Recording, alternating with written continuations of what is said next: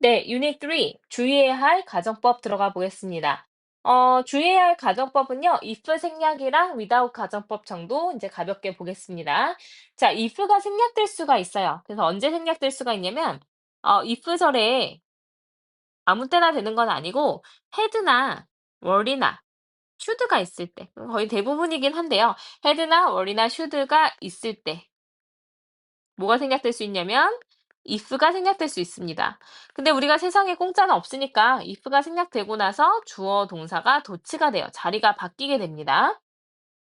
그래서 가정법 문장에서 if절에 were나 had, should가 있을 때요. if를 생략할 수 있어요.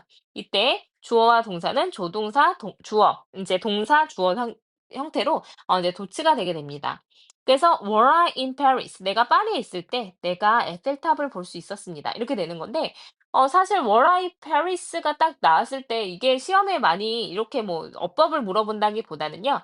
were나 had나 should로 문장이 시작됐을 때 우리가 해석을 할 수 있느냐, if를 넣어서 해석할 수 있느냐가 중요한 거죠. 그래서 if I were in Paris, 내가 파리에 있다면 내가 볼 수 있을 텐데 이런 뜻인 거예요.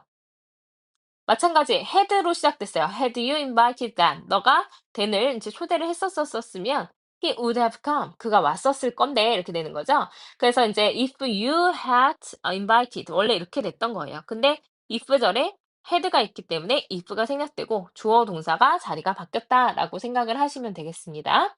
자, 그래서 if I were you, I would ask someone for help 해서 이제 if I were you, were I you 이렇게 둘 중에 하나가 나와야 되는데 이거는 안 되죠. 자, I were you도 안 되고요. 그래서 if가 생략돼서 were I you 이렇게 쓸 수는 있다는 거예요. I would ask someone for help. 누구한테 도움을 요청할 텐데. 자, 해리의 어떤 상황을 알았었다면 I would have spoken nicely. 제가 그에게 좀 친절하게 말했었을 텐데 이렇게 되는 거죠. 그래서 가정법 과거 완료를 써야 되는데 if가 빠지면 had 주어 pp가 나옵니다. had I known 해서 원래는 if I had known이었을 거예요. 근데 우리가 if절에 had가 있기 때문에 if 생략되고 주어 동사를 바꾸게 된 거죠. 네. 자, 그다음에 without이나 before는요. 이제 무슨 뜻으로 쓰이냐면 뭐뭐가 없다면 이렇게 쓰여요. 그래서 without before 이거랑 똑같은 게 if it were not for 그리고 if절에 지금 were 있으니까 if 생략되고 were it not for. 자, 이거 외워두셔야 돼요. 그래서 다음에 독해에서 나왔을 때도 그냥 바로바로 해석이 되게 without, before, if it were not for, were it not for. 자, 한번 같이 따라해 봅시다. without, before, if it were not for, were it not for. 딱 이게 나왔을 때 뭐뭐가 없다면이라고 해석을 해낼 수 있는 게 중요해요. 그리고 여기서 without before, if it were not for, were it not for 이게 가정법 과거입니다. 지금 뭐뭐가 없다면이라는 뜻으로 쓰여요. 그래서 지금 without water 물이 없다면 nothing could live 했으니까 어떤 것도 살 수 없을 텐데 그래서 without water, but for water, if it were not for water, were it not for water 이렇게 쓸 수 있다는 거예요. 자, 그럼 가정법 과거 완료는 어떻게 되냐면요.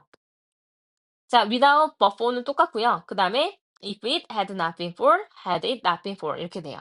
그래서 같이 따라해 봅시다. without before, if it had not been for, had it not been for. 한 번 더요. without before, if it had not been for, had it not been for. 이것도 if가 생략돼서 had it not been for이라는 구문이 생긴 거죠. 그래서 여러 번 반복해서 말을 해 놓으시면 나중에 나왔을 때 이거 without으로 해석됐었다라고 기억할 수가 있으니까요. 그래서 이 친구들은 뭐뭐가 없다면 또는 가정법 과거 완료라면 뭐뭐가 없었다면이라고 쓰여요.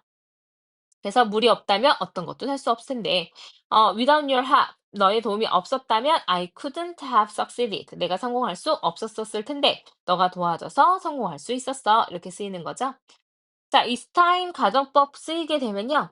뭐뭐 할 때이다. 이미 했어야 되는데 너 뭐 하고 있어? 라는 의미로 좀 유감을 나타낼 때 가정법 과거처럼 과거 동사를 사용을 해요. It's almost 9. 거의 9시야. 너 우리가 이미 집에 갔어야지. 이런 뜻으로 It's time we went home. 우리가 집에 갔어야 할 시간이다. 아직도 왜 이러고 있을까? 라는 의미로 쓰이는 거죠.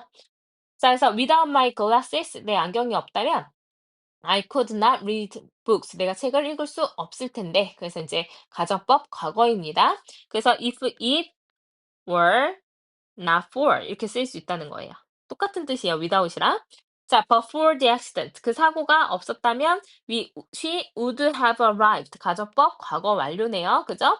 그래서 if it had not been for 이렇게 쓰면 돼요. 그래서 without 가정법은요, 이제 여러 번 말로 해 보셔 가지고 익숙해지게끔만 해 놓으시면은 이제 이게 이 뜻이다라는 것만 구분할 수 있으면 될 것 같습니다. 자, 그래서 우리가 주의해야 할 가정법까지 해서 가정법 전체적으로 공부를 해 봤는데 내용이 굉장히 좀 많아요. 좀 복잡하기도 하고요. 그리고 친구들이 가정법 정도 인제 들어왔을 때 '아 문법 좀 어렵다.'라고 생각하기가 쉬운데 가정법이라는 거는 사실과 반대인 거를 나타내기 위해서 한 시대 앞서서 표현한다 정도를 잘 기억을 해 놓으시면 그래도 조금 어려운 가정법이 조금은 이해가 될 거라고 생각이 듭니다. 네, 고생하셨습니다.